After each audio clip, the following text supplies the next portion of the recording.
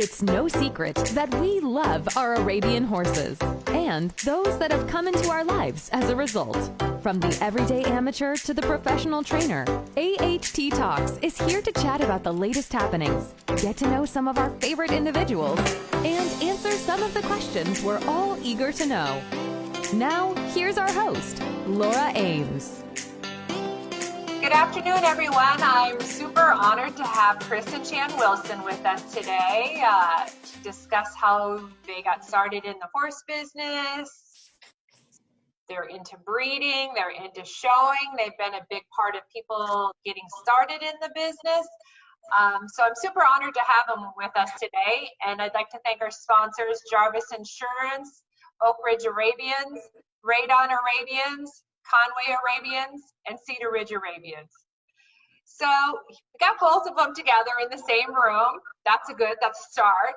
And I guess because they're both brothers, I'm sure their story of getting into the horse business is similar. So I don't care who goes first, but how did you guys go about getting into the horse business and specifically the Arabian horse business? Me?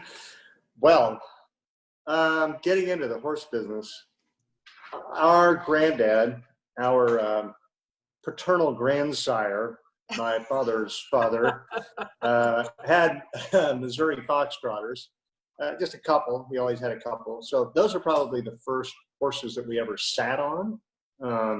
There's a picture of us at an outdoor horse show where he had won a big trophy. And we're standing next to the trophy, and that trophy's as tall as we were. So at a pretty young age, we were at a little horse show exposed to it. But he early on he bred and then sold it before it went and showed and won. But like one of the original winners at I think the first big wingding, which is in Ava, Missouri, the World Foxtrotter Show, outdoor horse show. We had a mare I think named Old Sandy that he had sold, and then it went and won there. So that was pretty cool. And then from there, you know, we got a couple of ponies. We lived in town, and we boarded at this little place that was actually in town.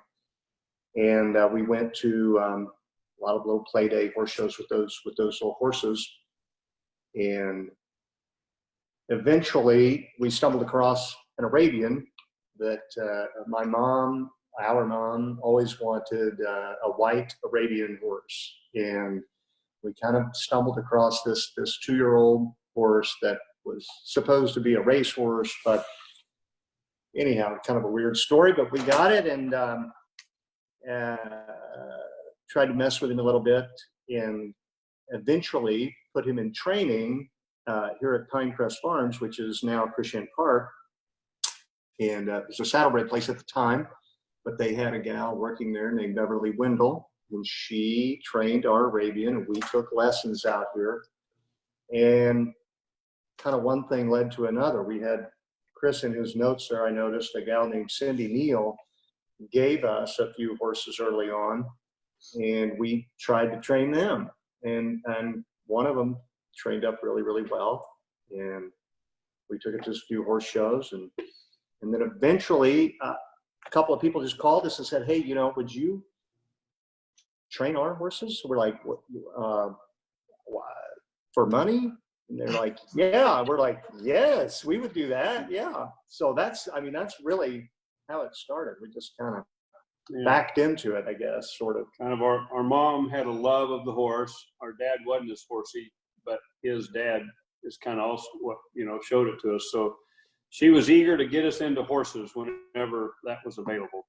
And so a few ponies and another horse or two and a lot of trail riding and a lot of fun shows. We were kind of hooked to the horse thing. Super and Little Scout. Those were our two original, Super and Little Scout. So what age would have that been? Were you guys still in high school when ChriShan Park started, or in college, out of college? Well, I think we were in high school.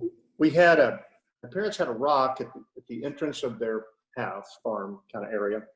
And I believe that rock said Green Acres. And so I think we were all not real happy with that name for a long term. So we decided to come up with a name. And I think we were like, Chris was maybe a junior and I was a freshman. in high school when we kind of came up with the name because a friend of ours drew up the original logo. Well, there was a picture. There's a lot of people have probably seen the picture, but there's a painted picture that we had got of 3 Arabian horse heads that were in an arch. like that. In an It's arch, yeah. really beautiful. And then Battaglia was Baywood Park.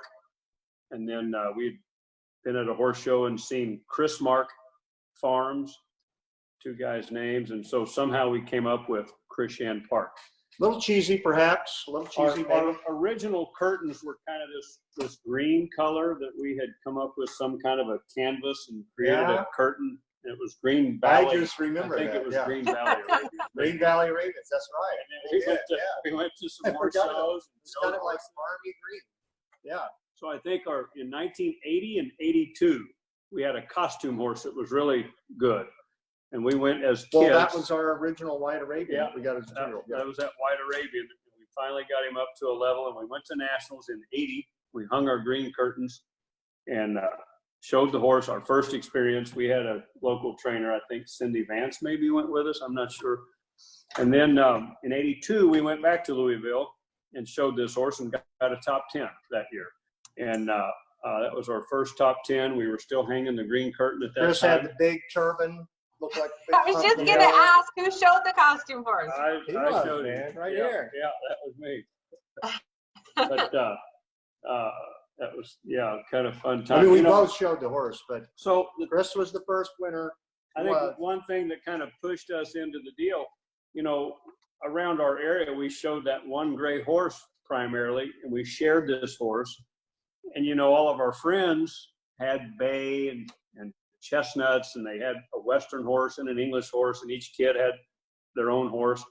I think that probably we had a desire to show better horses and different colored horses. And I think that's probably what opened the door to us, doing some training. However, our gray horse was not beautiful, but he was very, very good in the bridle and really steady in his headset. So we won a lot. We did win a lot. He was really steady, and we could win equitation on him because he was so smooth and steady, and his manners were really good. So he did us right. He did. Sure did. He did. Yeah. He did. It was good.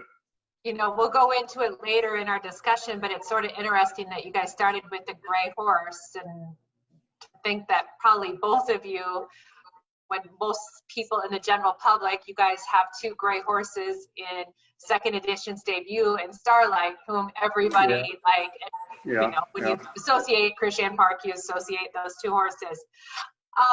Let's go into your past in the horse industry, because Shannon, Chris, obviously you guys started out together. Chris went some different ways, and now you're back together. So Chris, do you want to start, and then Shan follow with your path of how that all went?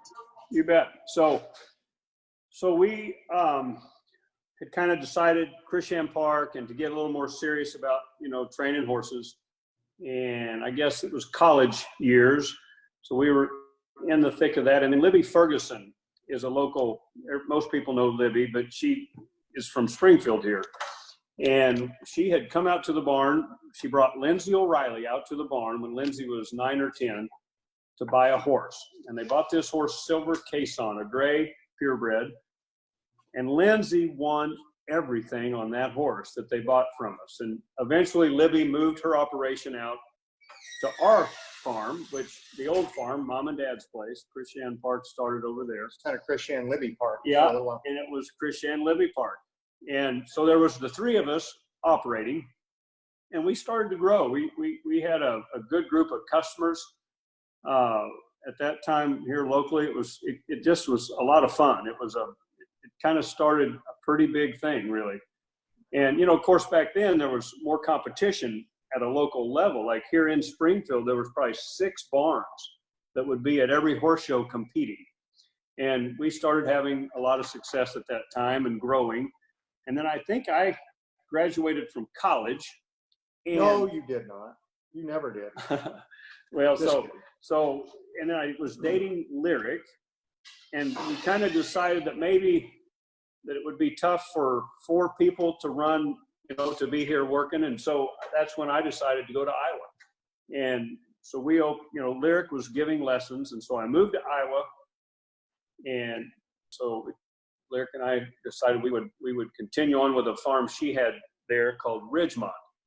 And just a year before that, this property that we're at now had gone at auction, and I came over to the auction and talked to the guy that bought it. And we rented this place, and Shannon and I moved here. It was a pretty big deal, pretty big step for us at that time. We had rented another barn down the road that was indoors. We had been outdoors at this point, training horses all the way up to about, 1991 or 2 maybe, in an outdoor arena. Oh my gosh. Yeah, Wow. in an outdoor arena. So our first big win was in '85. I'm getting a little off track here, but we had this horse named DP the Judgment. Some guys from Kansas had brought this horse to us, and little bay horse with 4 white socks, and we turned him out, when we first got him, and he literally trotted around about like a hackney pony. I mean, he just had a ton of motion. But that horse was our first win in amateur English in '85. And by that time we were ChriShan Park. But that little horse, there's a lot of story around that horse. That our first trip to Scottsdale, our first top 10, trip to Canada. That's, oh my gosh, that was quite a trip. And these customers that we sold this horse to, our first big sale, $25,000 sale to a family in Illinois. We had been at regionals. I forget it. Some of this stuff is fun to talk about because you don't think about it much. But that was kind of the first.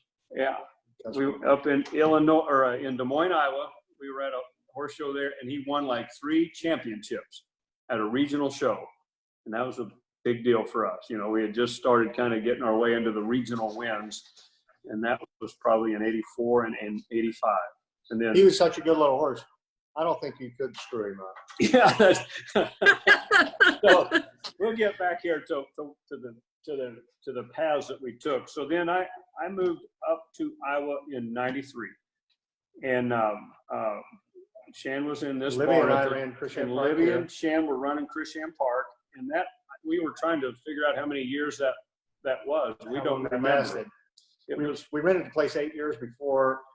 I bought it in '98, so Libby wasn't here at the time, but so that Was deal he not? went for, I don't think so, 6 or 7 years. '98's when I went to Cedar Ridge. So I was in Iowa for 5 years with Lyric doing Ridgemont. And at that time, I know there's some riders that Lyric and I started that are still significant in the industry today. That's a later question. We had quite a team pulled together there. And in '98, I went to Cedar Ridge, and I believe as that goes, they called Shan to see if he was maybe could move, and he had just bought the farm, so he wasn't interested in taking the job. So he said, "Chris, well, what do you think?" Tom and Dick flew here. You remember that, Lauren? Do you remember that story? I do remember that. Yeah. I was all full of myself, thinking, "Man, I just bought this farm." If I would have only known how hard it was to do it on your own, I'd take that job in a minute. So let's see. So '98, I came to join Cedar Ridge, and a great run there. Obviously, best times of my show life, probably. And so I moved north, and then I moved further north, and then I moved to Kansas City after that, and that was in 2002 or 2003. And I was in Kansas City for 7 years before we decided to try to work this thing together again here in Springfield. So that was my path around to back to the original deal. Yeah, a lot of great things happened while I was, doing. Iowa was good. Cedar Ridge, that was great. Obviously, Lori, great times there. I'm sure we'll talk more about some of that in a little bit, but that was my path, I guess. Not to get too far off subject here. And the question was our paths. So now Shan's path. Well, my path's really complicated. I don't know if you have time for it. I stayed in Springfield for 5 years, And then the 5 years after that, I stayed in Springfield. And the 5 years after that, I stayed in Springfield. That's pretty much it. Here I am. Chris came back down here, and here we are. Chris has been back down here for about 11 years now. So, yeah, I stayed right here the whole time. You never, Probably never left. Anyway, couldn't find my way out. Well, I think you've had a lot of success in Springfield, which leads into the next question, Shan. So I think obviously you guys both had some really special horses that you were involved with. I know probably for you, maybe Mamaj was the first one, and then there's obviously a long list of them. Maybe you can share with us some of the special horses that you've been affiliated with and riders. Obviously Mamaj certainly is a highlight. That quick little sidebar, interesting story about that one. When Chris was in Iowa, and he had a customer that he was looking at him for, and he wasn't priced real high, but his customer didn't quite want to go what they were asking, and so the Hagel family got interested, and so they ended up buying the horse, and the rest is history. I mean, Jennifer did a great show on him, and he made a name for himself, and it has become a great breeding horse. But it was kind of neat how Chris kind of found him for his people, and then I ended up with him. And it's a similar story with Vegas. Chris was talking with Ken Knipe, and he wasn't really a customer yet, or maybe they'd done a little business, and said if you found me colt, we were at this auction, and Chris kind of had his eye on this Vegas horse, and had I not been there and bid on him, I don't think, we would have had Vegas, or Chris would have had Vegas. So it was kind of fun. But some of these big horses in our careers have both of us have been involved a little bit. But second edition debut, obviously the Half Arabian, the white mare that the Harrison family, Beth Harrison showed, Beth Harrison Runyon now. What a run we had with that horse. I mean, gosh, she just seemed to get better and better for about 8 or 9 years. I mean, fun story about her. They sent her up here, and after about 3 months, I called him and said, "Hey, you might have something here. I mean, this mare's she's pretty cool." But when we first took her out to show, I think maybe we showed her in Springfield, Missouri, a little show. But anyway, we took her to National Show Horse Finals, and again, Chris and I were involved in this. Chris's bright idea was to take her out back of those brick barns where we usually stalled. And we were warming her up, and there was kind of some cinder gravel road back there. And Chris took some of that cinder and threw it up on the roof of the tin roof of one of those barns back there. And boy, did that get her lit up. And I think she kept her ears forward for about 10 years after that. So that was a special horse, obviously. I didn't remember necessarily that was my idea. I remember throwing the rocks. I remember her dropping her hind end down and propping up and taking on a position with her ears. Then we went up into that show arena, and it didn't change. She showed that whole class. She was 3 for about 10 years, and it was amazing. It really, truly was. That was what I think was amazing about her is, like, say for instance at finals, she might show in multiple classes, and the beginning of the week she looks beautiful, but God, by the last class it was like, what in the, I mean, she just kept getting better. Yeah, she was amazing. Yeah, she got better as just very little vet work. I mean, just hardly did anything. She was very tough, and tough in a good way. She was great. So was Mamaj. Those two spoiled me on vet work. We gave him a little butte maybe, and scratched him on the withers, and petted him a little bit. But I thought that's the way all the horses were. And then we started working with some that if they had a little sore in their mouth or something, they couldn't make it through a class. And I'm like, what is going on? I felt like I was really spoiled with those two horses. They were very easy to maintain. So, but those are two of the big ones for sure. Barbie's Angel was Barbie's Angel is a horse that was kind of fun. He had her and he won in Canada, and he won some stuff with her in driving and under saddle. And then that guy sold her. And then here 2 years ago, Gabe wins a 3-year-old purebred English class. And then Jesse has done well with a corporate image baby out of Barbie's Angel, you know, something that we had here years ago. And then Barbancourt was a grandson of that. Yeah. Park horse I showed. Quantum Toss at Scottsdale, and he had a good run. But we had some business with Live Oak back then, and a horse named Houdini, a big country horse, did well at finals. I think it was reserved with the nationals, like in '97, I think. It was kind of back when second edition was just getting going. There were some good horses that we had at the time. Conway, a half Arab horse that was right about that time. He was a big gray horse that we sold in the barn like, I don't know, 5 different times. And then we bought him and Chris bought him at Ridgemont for Alexis Scott. That was her equitation horse. And she went national champion on him. So he was a really good early on horse. And then certainly some of the ones that we bred, you know, with Miss Mamage. I know this kind of runs into another question, but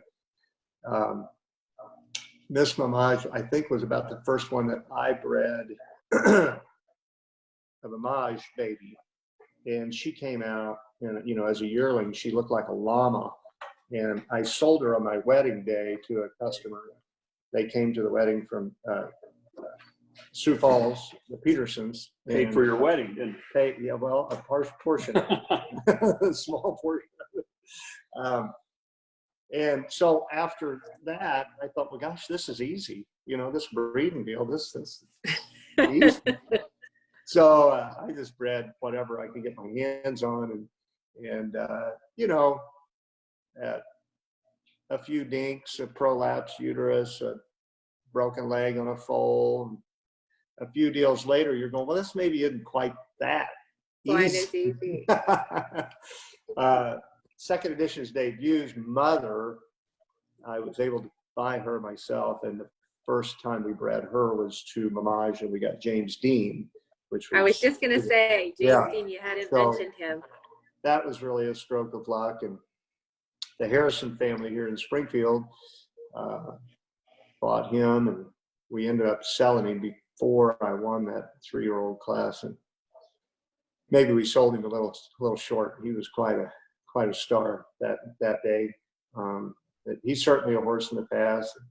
James Brown, a mare we had leased to a customer, and Jim Montgomery here in Springfield raised James Brown, and we had him in his early career, and Lindsay O'Reilly showed him, and we showed him to junior horse national champion, open country national champion.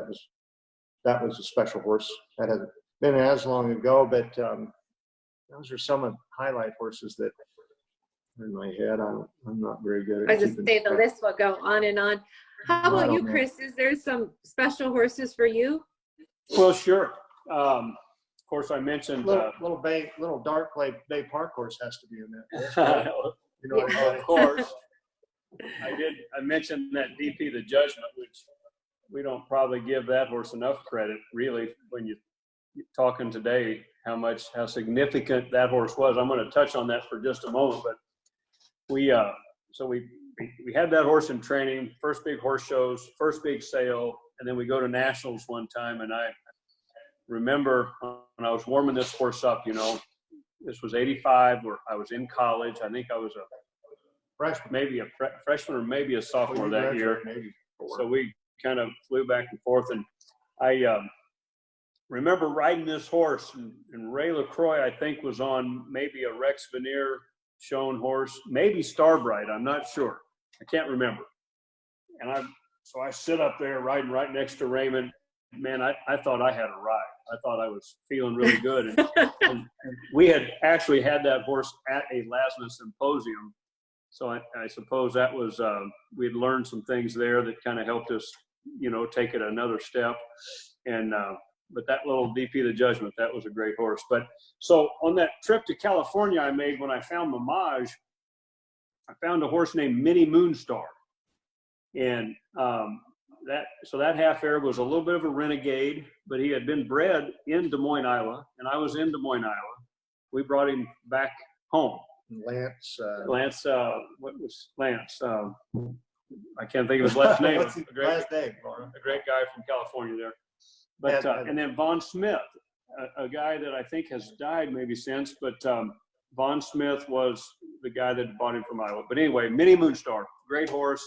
And at the time, I kind of felt like he exemplified just a little bit of how Shannon and I kind of got started in this thing. A little bit on, just a little bit. A wing and a prayer. A wing and a prayer on the wild side. And when he pulled it all together, it kind of worked. Just a lot of attitude and spirit and enthusiasm.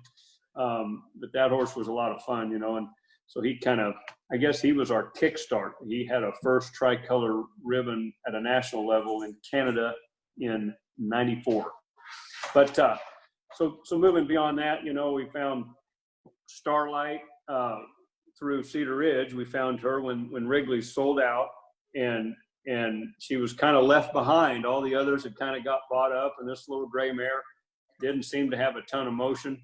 And Leah Beth was a young rider with Ridgemont at the time, and then when I moved to Cedar Ridge, she was still with me, and she wanted a project, and so we got that done as her first project for not a whole lot of money. It's a pretty good deal. And then obviously great horses, you know, Matoy took things to a whole nother level for me. And then the Matoy daughter that, you know, I remember you and I probably together teamed up to try to make sure we got her bought, you know, but I was just so adamant that you guys bought Toy Jabaska.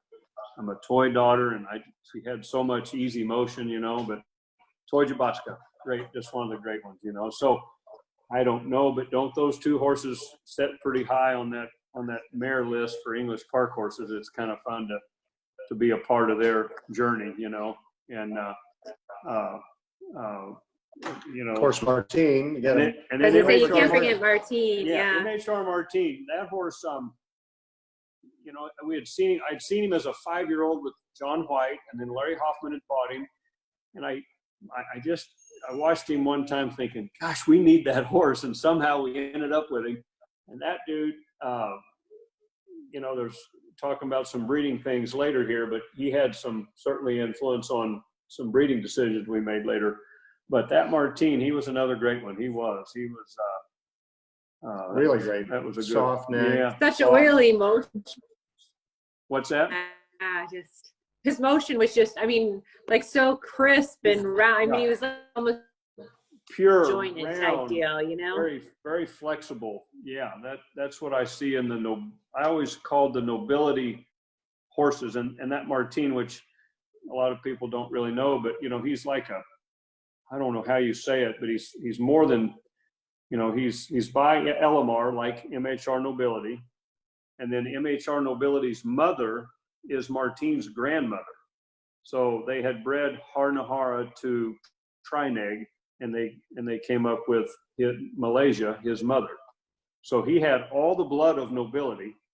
And, you know, honestly, if he had been left a stallion, he would have made quite a significant impact, I think. Oh, I think. Breed. Yeah, he had a softer neck than nobility, and a few things that I think he possessed a lot of the qualities that nobility did, but maybe there were some things that were just a little bit stretchier, better, maybe. I don't know. Yeah. But very similarly bred to nobility, you know, and but yeah. So yeah, who else? We wrote some of these down because I didn't. So obviously, I know we touched on him earlier, but obviously Vegas, you know. So then my next phase in Kansas City there, Shan and Leah Beth and I were at a sale, and Leah Beth was friends with the Knight family or Austin. And so then Ken had been trying to buy a horse at the farm and hadn't, and he'd buy a horse. So we were all there watching Vegas go across the stage, and we got kind of lucky. in that deal because there were some colts that sold early on that went out of our price range. And so we were bidding on Vegas or bidding on these horses too, probably, and they didn't turn out quite as good as Vegas. So at the later part of the sale, we were able to get Vegas and bring him home, and you know, these things just sometimes just kind of happen. You get kind of lucky on some horses, you know. But that was certainly a special horse in my deal. You know, there's a horse, Renegade. You remember Renegade? I think. I was thinking. Oh yeah, yep. That horse. We had a customer there at Cedar Ridge, the Dowling family, that bought a package from Bob Bradburn. And that Renegade, obviously that was a tough year for us, but Renegade, boy, what a horse. 10 months of training, and he went reserve national champion in the half Arab English junior horse. And Teal, I believe, showed him at finals that year and won a tricolor ribbon.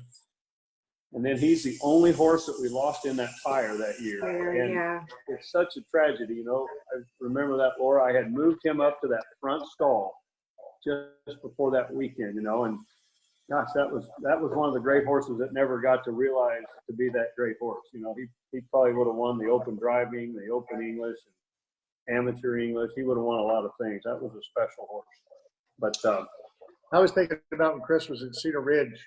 I can't remember exactly. I'm not very good at remembering things like this, but I know that he had an amateur win the amateur park in Canada, like, I don't know, 3 or 4 or 5 years in a row. We did. We won 5 years in a row, the amateur parker.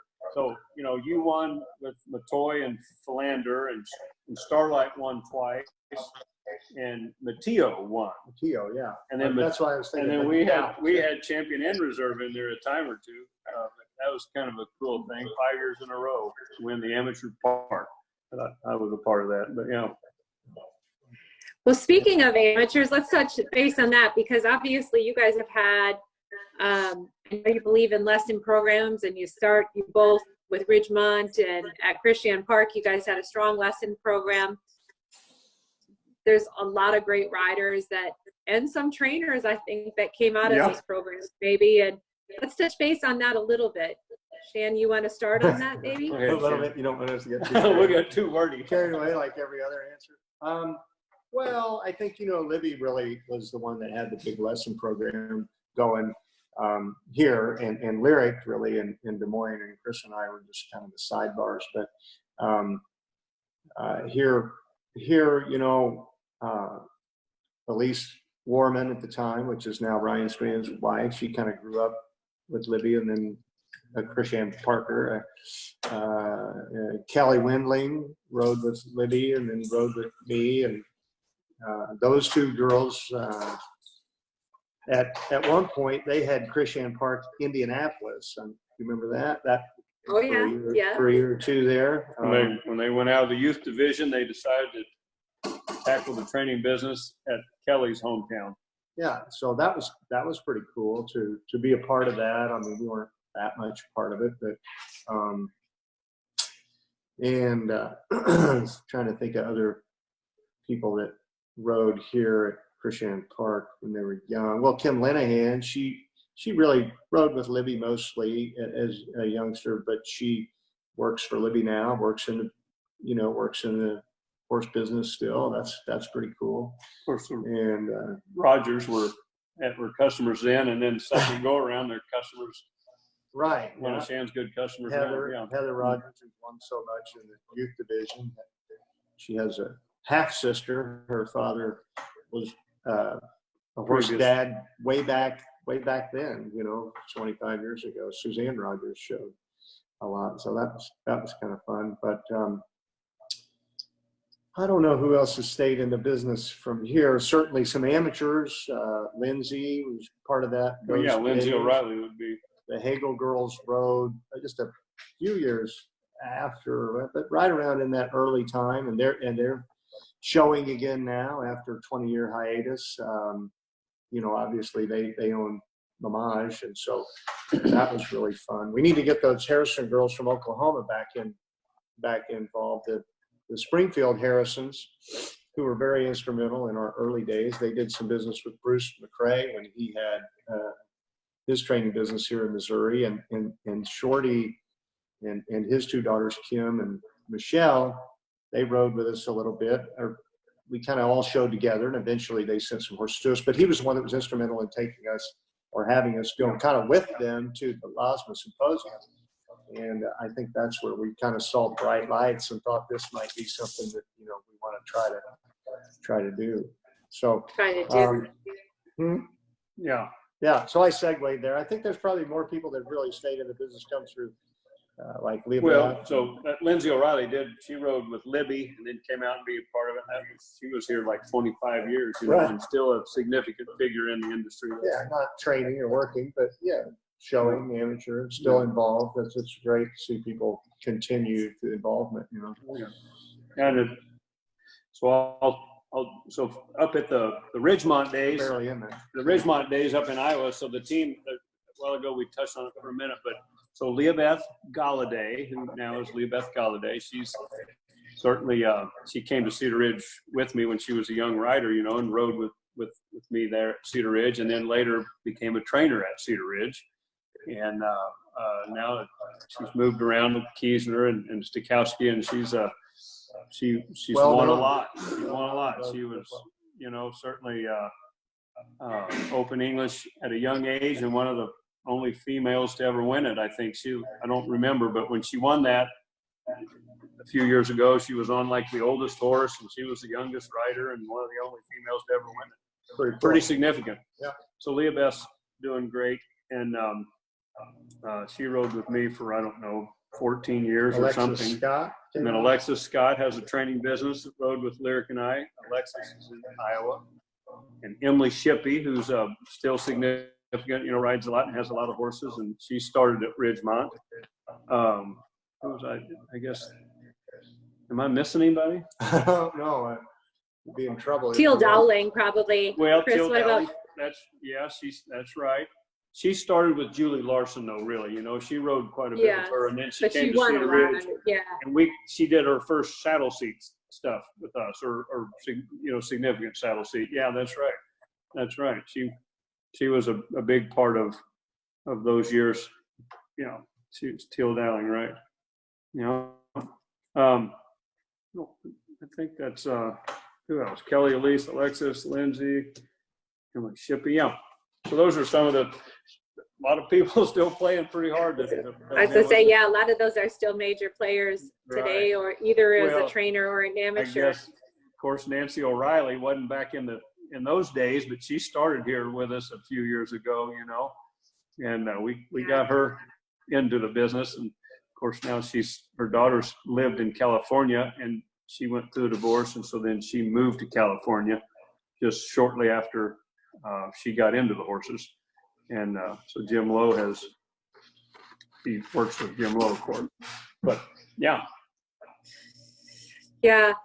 Well, let's get back into the breeding a little bit, because obviously you both have had, and you talked about it, Shan's like the breeding thing, he thought it was just going to be this piece of cake. And I know from Chris's time at Cedar Ridge, he was always super interested in the breeding part of it. And you both have stood some beyond successful stallions that have made major impacts in the breed. Maybe you want to just touch base on some of the stallions you've stood and represented, and I guess we can start with Shan. I was going to say Chris could take this one. He's more the pedigree studier, and I'm just a dumb luck if it works out for me. It's dumb luck. I used to say Shan was like Mr. Magoo. No, I thought it was Forrest Gump. He just kind of keeps doing his deal, and things just fall into place. Some of us have to work a little harder at it, I feel like. So maybe dumb luck. Blind squirrel finds a nut once in a while, right? Like you said, Mamaj, he just read what he had here and had a lot of success. But that's a really nice horse, Mamaj, And it's what I gotta say that Mamaj here, this horse Micah that's out there right now, by Mamaj. Wow. So how many years ago did Mamaj come to ChriShan Park? 1994, I believe. Is that right? 94? 94. Yep. And so you think about that. And so he showed then, and Shan won the Open in 95. And of course, we bred a lot of mares to him and tried to sell breedings to him. And We were new to that then, and we didn't sell a ton of breedings at that time, but No. had success with a lot of Mamage babies. Yeah. I'm going to segue into a story there that is a story that I like. When Hagel sold Mamage to Beth and Peter Jupp, Beth she wasn't looking for a breeding stallion. That wasn't it at all. She was just looking for a horse and whatnot. And so we ended up selling her Mamage, which was really crazy. And so I was having a hard time getting them convinced that we needed to do a breeding promotion and try to sell some breedings, really make a campaign. And I think Ray LaCroix had been here maybe doing, helping us coaching. And he really liked some of the Mamage babies. And of course, he liked him because of Matador and Boston, of course, so on. And so I arranged a meeting with Ray because, anybody that knows Ray knows that if he feels strongly about something, he's very convincing, very convincing. And I love that about him. And so I had this meeting. Beth and Peter flew into Scottsdale. We were at the Scottsdale show, but they weren't there, but they flew in. And we had lunch at the Zinc Bistro there at the Carolyn Commons area. And that's when we kind of came up with that plan to do the ad campaign with his hind leg on the front of the Times. And I think we sold about 55 breedings from that campaign. So wow. So that was a pretty big deal. I didn't realize that. Yeah, maybe over a couple of, I would say over 2 years, maybe not just that first year, but it was pretty responsible for a lot of Mamage babies. So that was a fun deal. Yeah. We'd get on conference calls, and Ray, he'd be working on what he was going to say, and those calls were always fun. So he was always pretty jacked up. Hey, ready out there. Yeah. So anyhow, that's How about you, Chris? Well, so obviously, Laura, I think Matoy. So Mamage would have been the first taste of that, and then Matoy was a lot of education for me, I think, in the breeding area and promoting a stallion. Certainly, you guys, the promoters, the King promoters, you guys are great at promoting. Cedar Ridge is out there and promotes, and so that was an education to promote Matoy. We did the flags that year and had a lot of fun with that. And so he was a lot of fun to be a part of, kind of reinventing Matoy as a name to the industry. Yeah. He had won in 90, and then here we won with him in 99. And boy, that was, that was just, a pinnacle peak time for me in the horse business and showing. And then we launched we're trying to promote a stallion.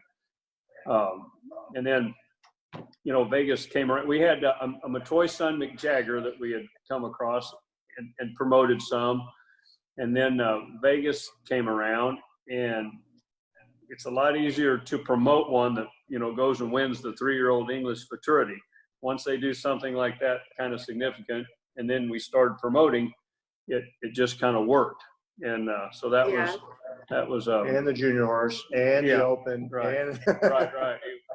Sure. He won the 3-year-old, the junior horse, and then the work off with Fires Air in the open. I think we sold $300,000 worth of breedings during that time, plus a few that they traded for things during our years of promoting Vegas to begin with, which ironic that somebody had offered that number when he won the 3-year-old, but so that was, that's a pretty significant time. for sure. Yeah, that was a big deal. That worked. And so we're glad to have Vegas back here, as you know, right now. But so yeah, that as far as stallions, I think that, And then there life was in the fast lane. Yeah, the Vegas Sun Life in the Fast Lane. That's going to be great. Yeah, that would be the next thing that we brought out and tried to promote and do something with. And then, so Nancy O'Reilly had bought into him and then bought me out of him. And he went to California. And reserve national champion Open English and wins Scottsdale. And we have babies here by him that are really good. So Going to be a significant he's sire. going to be a very good sire. Yeah, I think yeah. Well, Definitely. since you guys both talked about success with, younger horses, obviously, I think you both have won the 3-year-old English class and maybe multiple times in the purebred and half Arabian division. And I know this about Chris, and I'm sure Shan, but when you guys go to look for a young prospect, like say the yearlings and 2-year-olds, what are you looking for? Well, I have to say one more thing. We didn't say anything about Grand Cayman. So, Grand Cayman and Mick Jagger have the same mother. And so Chris, he just left, but yeah, that mare our mother owns. And so she bred her to Mamage and had Grand Cayman, and we were sort of partners on him for a little while, and then I ended up with Grand Cayman, and then also they bred her to Matoy, and Chris ended up with Mick Jagger, so we each got a baby out of this mare, and she was a really big dark bay Gigi Jabas daughter, so she had a lot of size and high hopes too, and so Grand Cayman was just an exceptional youngster. I mean, just really, really straight up with his neck. And Mamage, as I think, has just been a really great breeding horse. I always used to tell people when he was here, he was very small, like Matoy, very small. And people walk up and see him in his stall would be like, that's Mamage. Or if you saw him on a hot walker, you wouldn't believe that was Mamage, Yeah. I can remember somebody followed me back to the stalls one time and say, who is the big chestnut that you showed? And I said, the big chestnut. Which class were we talking about? Finally, I realized, they were talking about Mamage. I'm like, oh, that's Mamage. So, well, you got big. And they're like, how do you look cute? I'm like, oh, well, good. Thank you. But anyhow, Cayman, quite a bit larger, and had a really upright neck and super long forearm and pasterns, and just really an impressive specimen by Mamage. And I think there's some really nice purebreds that are starting to come to surface that I'm hearing about right now by Cayman. So I'm kind of excited about that. But yeah. So we had Okay, so that's why we're waiting. Well, Chris has already answered the stallion question. Let's talk about the what you look for in a prospect, Shan, when you're looking at a young horse. If I was gonna have you go pick me out an English horse that I potentially would want to show in country or English, what do you look for? Well, I mean, I think we all kind of look for the same things, right? I mean, we want them to have a soft neck and bridle easily. Certainly prefer a really great hock. Doesn't have to be, but I like that, I think if their back's a little bit long, if their neck's really long, and maybe their back's a little bit low, I think that will work. Preferably a little shorter back would be better, but I always say long back, short neck, you're in trouble. Long back, long neck, you'd probably be okay. I don't know. Maybe everybody says that. I don't know. To be honest, I've never had somebody analyze it that way, and that's smart. I mean, a smart way to analyze it, because obviously if they're short back and they have a long neck, it's hard to put it all together. Yeah, I think I've just had a few horses that I tried to train that just people had brought to us that were maybe a little long back but had short necks, and I just didn't work very well, But if their back was a little low and their neck was a little shorter, then it seemed like it would work okay. So, I think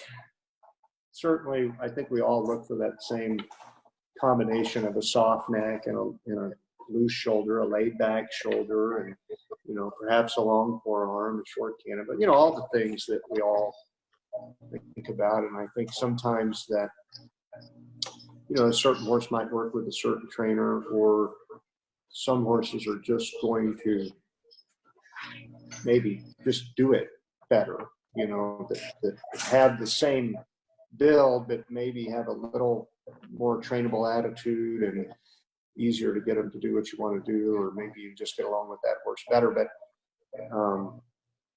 so I don't know. I think we usually look for the same stuff, right? Kind of, right? I think. Yeah. Interesting, because everybody's got a little different analogy of what they are exactly. Well, yeah. For, and so, yeah.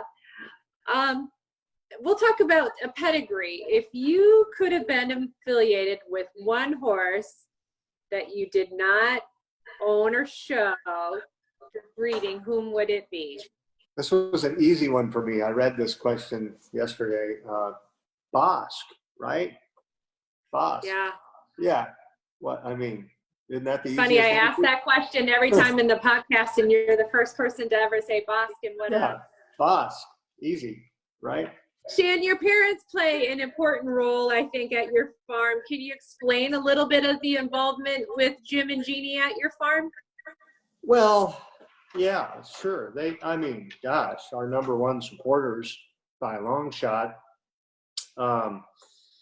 Mom isn't quite as around the farm as much, but she used to be over here cleaning the office every day. And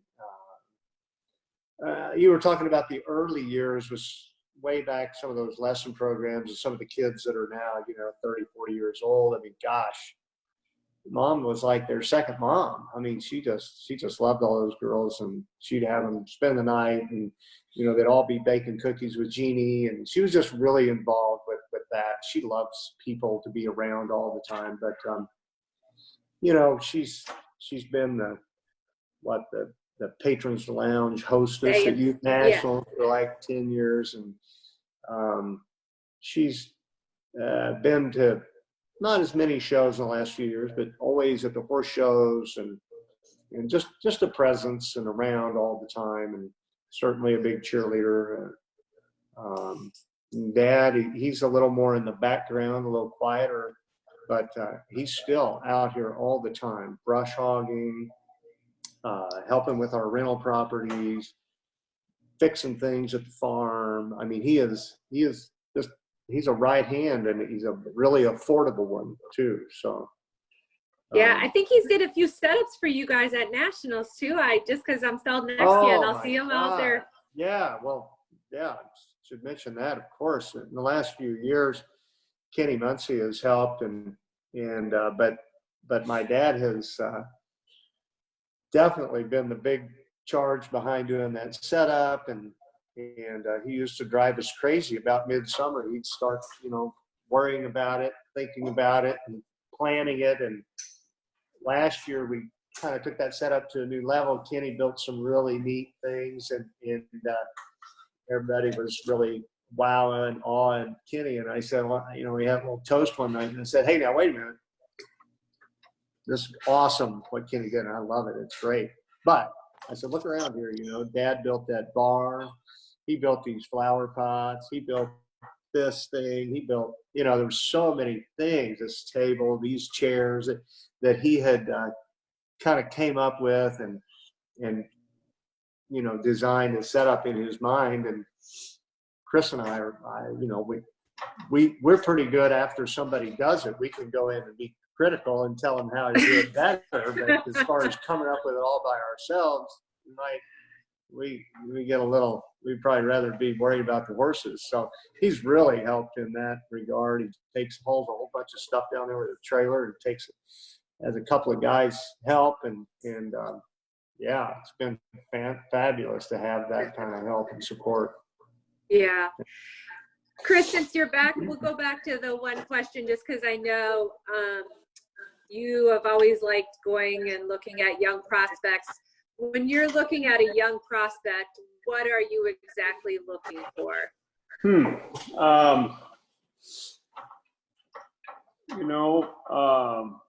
So I said, of course, just a really pretty mane and tail. There you go. Yeah, pretty mane tail, a good eye. And you gotta be sweet and eat carrots out of your hand. No, I've always there's a lot of things I look at, of course, but pedigree, certainly I'm a pedigree guy.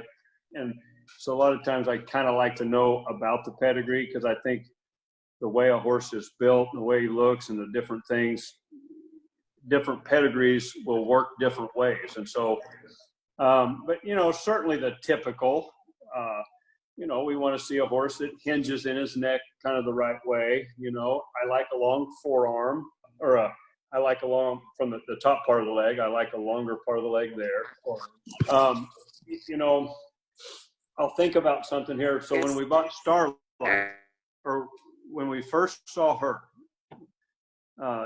Laura, I don't know if you remember that. We were at the Wrigley Arena, and Starlight didn't have any motion, but she propped her head up and she kind of dropped down a little bit, and she moved around that arena in this frame. And of course, I knew the pedigree. Okay, boss horses are a little tighter. They don't necessarily come out and have all that free motion where the huck horses kind of do at a young age. And I'm like, that's interesting. I think that horse could do something. The way she functions off her hind leg and pushes herself up to the bridle, I kind of knew that would make something. And I figured that I thought we could probably get the motion out. And so that's just an interesting thought from way back when of how I kind of evaluated that horse. And somewhere I have the notes from that day where we made notes of all those horses. And Toy Jaboska was one too. And Storm and Norman, another horse that both Leah Beth and we all had success with. You did, and Leah Beth did.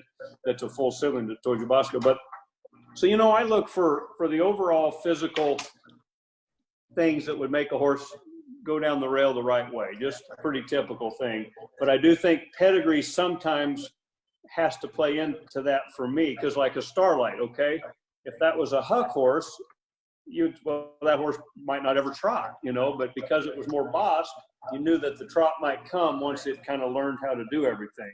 So I suppose I do kind of put it all together like that, Sure. Yeah. And so, yeah, Yeah, I answered it. I don't think, Chris, I'll ask you about just because Shan touched on your parents and the roles they play in it. But the next question for both of you is, obviously you're both married, your wives and your children appear to have some kind of, seeing them in some way or form at the horse shows. Maybe you guys want to touch on your wives and your children and what that means to have them be a part of the horse industry with you. So whoever wants to go first. I didn't quite understand the question. You go ahead. What was it? About wives and children, how they play a role in the horse deal with us, certainly, I've seen it with Shan when he was married and his career. I'm still married. Well, yeah, when he was back then and now, so he was married and in his career, I do think when you're, you get married and it just kind of, you keep things, I don't know, focused, business, whatever it is, you just, it does kind of help you, maybe stay organized. I don't know how to look at it, but it does. You become a better time manager, that's for sure. You have to, I think, manage things a little bit tighter. But certainly, Jen provides a lot of energy into this, and she is horse crazy. And so I think at times where I might get a little down sometimes on the, she's there picking up the energy and picking up the team and keeping us moving. So, I'll have to say that I really appreciate her hard work and her energy and her dedication and her love of the horse, the Arabian horse, the show ring, the whole thing. She loves it, just loves it. So that's I've always kind of thought this thing, the more energy that you have working together, headed in the same direction, the better things are. I used to always say about Cedar Ridge, the big wheel just keeps turning. Maybe one guy has a bad day today, but the whole wheel just turns. Of course, Dick had that energy that kept everybody moving forward. but everybody fed off of that, and the big wheel turned. And so the more people that have energy moving forward, the better. So to answer the question, you know, I appreciate Jen's effort and energy and love of it. And, you know, Annabelle seems to enjoy it, which makes that good. And it's great to see, you know, Shan's daughter Ellie is riding, and Eli, he's a part of, I remember when Shan won with James Brown, he was right there in the saddle, and so he's supportive of it. You know, it's an encompassing business. Families have to be somewhat a part of it, I think, or accepting of it, you know, to make it work. But I think Eli's going to be an entrepreneur. Last year, I think it was last year or the year before, in the patrons lounge, he was up helping Jeannie, and oh my gosh, he was as sharp as one could be. I mean, he was just on the ball. You know, I've always said that maybe he didn't enjoy the horses at a real young age, but I felt like at some point through a business angle, he's gonna get interested. I don't know how that'll be or where that'll be, but I've always kind of thought that, you know. Probably just date the cute girls. Yeah. That's probably why we're in this horse business. When we were kids, you know, the girls outnumber the boys a lot. We were just teenagers showing our horses, having a lot of Fun. Yeah. Shan, do you want to add anything else on the family dynamic of it? Well, I think, I mean, the thing I could say the most is my wife just tolerates this crazy horse business. You know, she just kind of, she's definitely in the background, but she just puts up with it, you know, and you know how crazy it is. It's a lot. It's a lot. And, You know, I think it's a 7-day week, 365 days out of the year. Yeah. I see. Dedication. I've always seen Shan will go to Molly and ask questions and get advice, and she was inside it. She was a big part of Shan early on. She worked with Shan, and that's how he got to know her. And she was, you know, a big part of his team back then. But now I think she's great for the outside advice. You know, she kind of sees it from a broader picture and can kind of give great advice to us. You know, she's real clear-headed that way. I mean, she can tell you, take the emotion out of something and just tell you, you know. She's very calm, cool, and collected, I would say. That's just her demeanor. Yeah. Okay. Now this is the fun part. We'll start with Shan. Shan, Yes. what would our listeners be shocked to know about Chris? About Chris. Well, now we didn't see these questions till just before this started, so didn't really. The first thing that comes to your mind. The first thing that comes to my mind. Well, the first thing that came to my mind was, I bet people didn't know that Chris takes a lot of vitamin supplements to focus his brain, to stay healthy. Sometimes he smells a bit like a garlic clove. Oh yeah, my dad one time told him that he stunk. Where is all this garlic coming from? This was years ago. So I think he probably spends more at the GNC store per month than I do on my car payment. Yeah, it's funny you say that, because I always remember it. Now I see the commercials, but the Dr. Perry cone, Chris, do you still use his products? I remember one time going shopping with you for that, and I'm like, what? I've never even heard of it. Yeah, so. I remember one Christmas I bought everybody his book, the Wrinkle Cure Eat Salmon. Yeah. I suppose I've always kind of paid attention to that. Sure. How funny. So now, Chris, I get to ask you, what would everyone be shocked to know about Shan? Wow. I know. I'm trying to think here. What would everyone be shocked to know about Shan? You know, let's see here. What would they, you know, he works out. He works out a lot. He runs a lot. But I don't know that people would be shocked to know that. Let's see here. What would be he sings in a band on Friday nights. No, not really. Yeah, I'm a drummer. Okay, I played the little drummer boy when I was in kindergarten. That's it. You know, I will say Shan can sing really well. I don't know how many people know that, but he is a good singer. When he has sang at different functions, and when he was young, he was in choir, and he did do some duets and Little Drummer Boy and some different things. And I didn't know you ever thought it was any good. he's passed that along. I was gonna say, Eli, I never knew that. Eli. I've spent a lot of time with you guys, so. So his son Eli, here's something maybe about Shan, but his son Eli, Shan has encouraged that, and so there's a local coffee shop here that brings on different talent, and Eli has gone to that format and sung on that stage several times, which is kind of cool.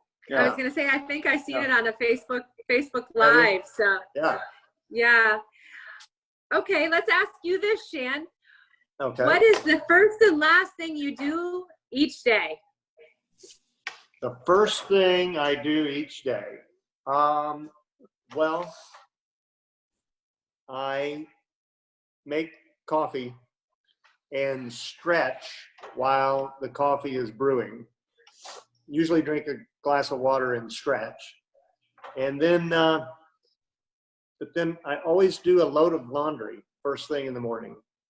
Wow. I always do a load of laundry. And then just the usual, check my phone, Facebook, email, stuff like that. But my normal early routine is stretch when I'm doing coffee, do a load of laundry, and then depending on the time of the year, I have a little gym in my basement, so I'll either work out or run. But if we're doing all kinds of landscaping projects, sometimes I don't have the will to do that. How about the last thing you do each day? What's the last thing you do? Kiss my wife goodnight. Good answer. Good answer. Wow, that's a good answer. Every night, for sure. That's a good answer. Wow. How about you, Chris? What's the first thing you do every morning? You know, I take my supplements. For sure. And the Well, first thing he does you know, at lunch. I'm a pretty routine guy, I'll say. I really am. But so right now, it's changed just a little bit. Of course, the coffee's brewing, and I always have a cup of coffee. But right now, I'm drinking a glass of water with apple cider vinegar in it, and I try to drink like a whole 10 or 12 ounces first thing when I go down to kind of get ready. So yeah, that's what I do right now is drink apple cider vinegar, and then I have my coffee. And the last thing you do? You know, I suppose brush your teeth before you get into bed. Put my retainer in. You know, so you know, as most people know, I have a 3-year-old daughter.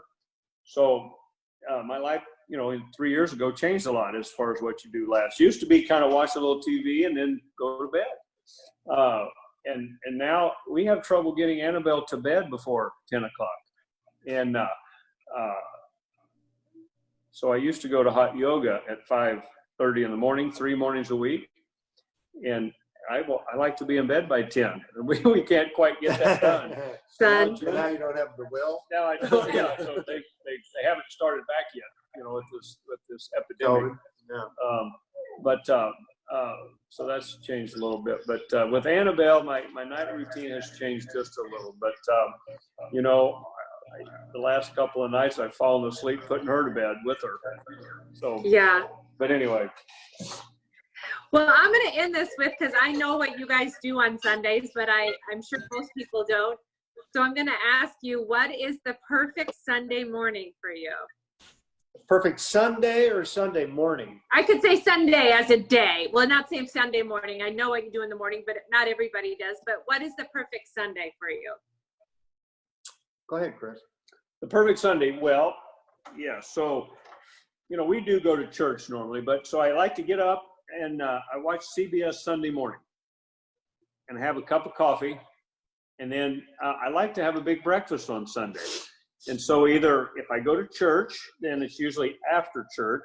If we don't, that's when I make the big breakfast generally. Perfect. And you? A perfect Sunday for me. It's a Sunday morning. Yeah. Usually that's time when I actually have a chance to go for a run. So I really like to do that Sunday mornings. The kids don't get up that early.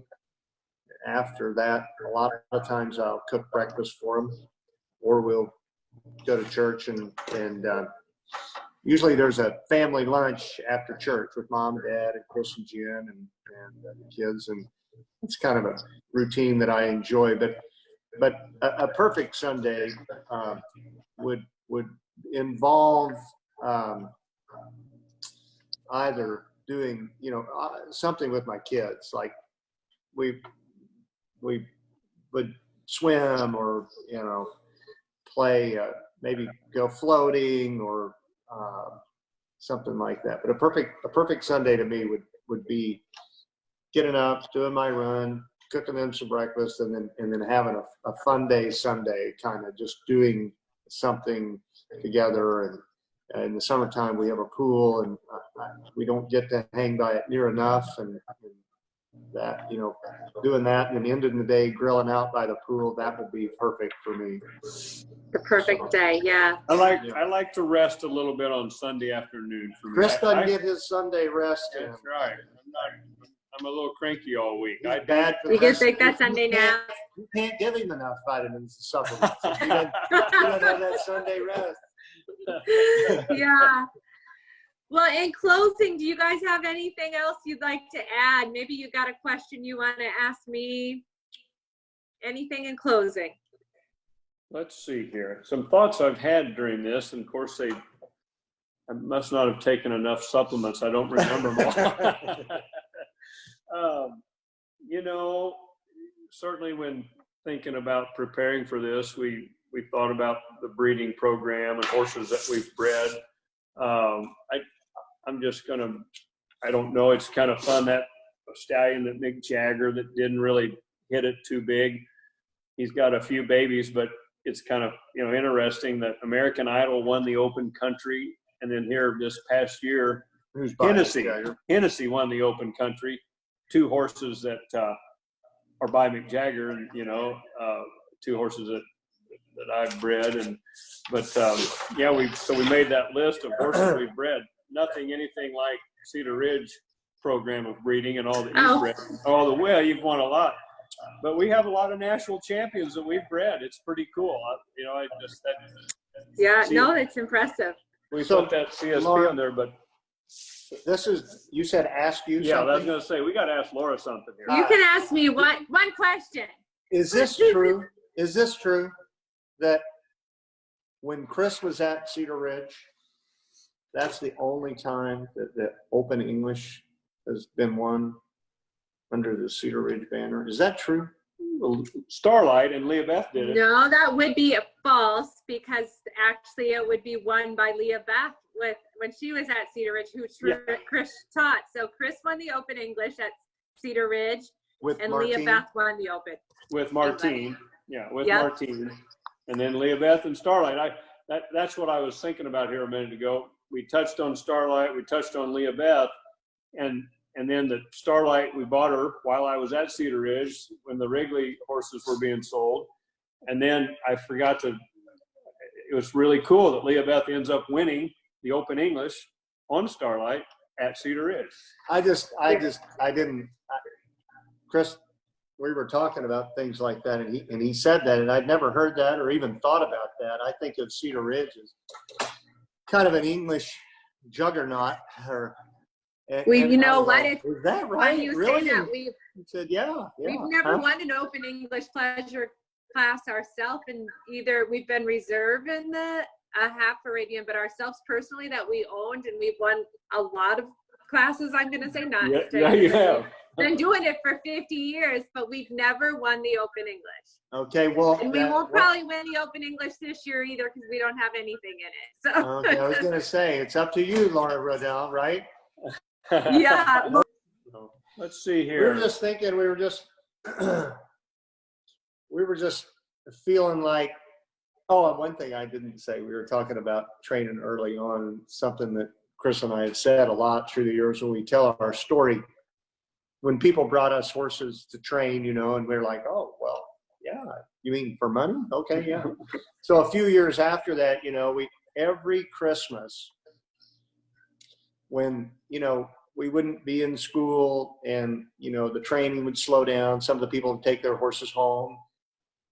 We would sit there at the dining room table at our parents' house, and after maybe having looked at the books of, you know, profit and loss for the year of training horses, and be like, what are we doing? This is the stupidest thing ever. And then, you know, Christmas would roll around and we get mixed up in that. And then you get back to school, and the next thing you know, somebody would call and want to send you They had a a horse. horse for you. And we'd be like, well, yeah, sure, yeah. And then the whole stupid cycle would go all over again. And then next Christmas, we'd be sitting there going, what are we doing? We're not making any money. And so it's really kind of a tradition. We do that every year at Christmas pretty much. Still goes on.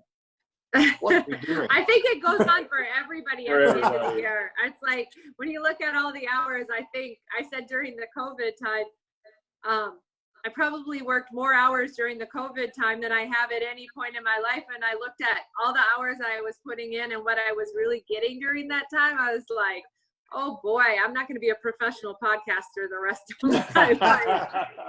What am I Well, doing?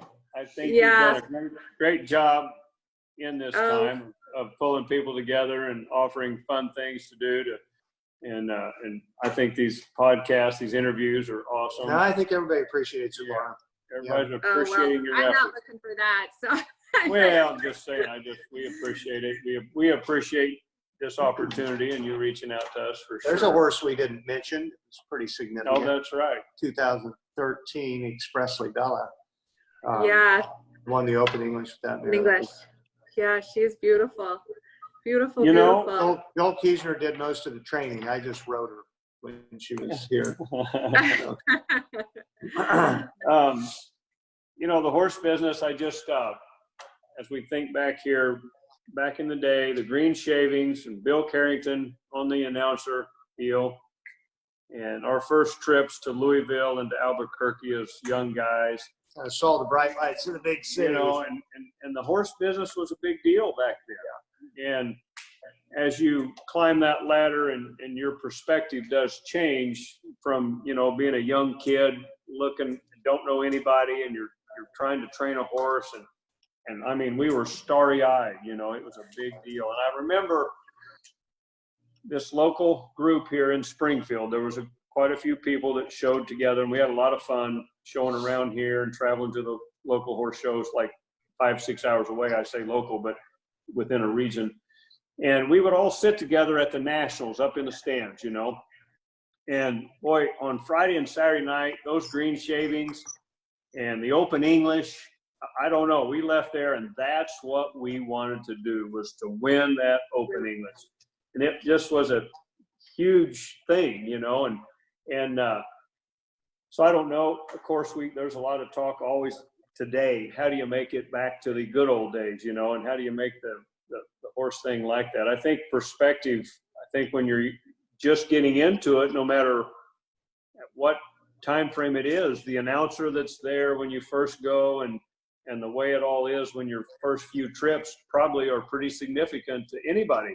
And that's what they see as the big deal, the cool thing. But certainly, you know, for us, it was those days of green shavings and Bill Carrington and you know, that whole feeling. all those guys working so hard to win those Open English classes and putting the time in. And like everybody said in your previous interviews, they'd go down and watch the LaCroix, you know, working horses in the middle of the night. Well, we'd walk to the arenas when we were young, trying to learn what we could learn, you know, and watch people. It's been a great run, a great ride, and you know, we've had certainly being a part of Cedar Ridge was part of that, you know, greatest times. And We're just getting started though, really. I feel like a couple of kids just just really getting things back together I keep again. taking my Well, that's- supplement. Keep trying to stay. Yeah, in the you game. keep taking those vitamins He's because getting you're going to younger. be as young as can be. Yeah, Yeah. yeah. I run more than I used to, so I mean, getting younger too. That's not. Yeah, true. we're all getting younger. Yeah, right. We're just getting started. That's right. Well, thanks, guys. Thank All you. I right. don't know Thanks where. for I having guess me. maybe region 11. I'll see ya. Perfect. Good. All right. All right, Laura. Have a good Thank day, you. guys. Bye bye. Bye bye.